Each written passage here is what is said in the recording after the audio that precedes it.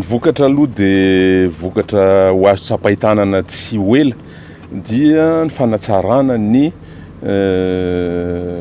fahazahoan'ny maro anisa, fikirakirana ny fiaraha-miasa mety kokoa, tsara kokoa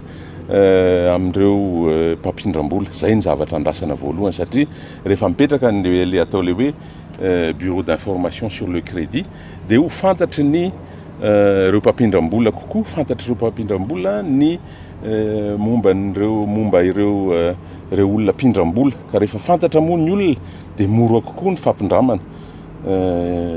Zay no zavatra azo tsapahitanana voalohany vokatra io, zany hoe hitombo zany ny fahazahoany ny tsirairay sy ny orinasa mihindram-bola eo amindreo banque sy établissement financier isan-karazany. Ny zavatra tiako marihina dia tsy maintsy misy ny fiaraha-miasa akaiky eo amin'ny reo mpampindram-bola, zany hoe ny banque sy établissement financier zany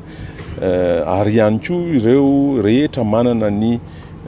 données moa filaza azy, données momba ny mpanjifa, satria izay no amenona ny base de données ny BIC dia azahoana manatsara an'izay fampindramam-bola zay.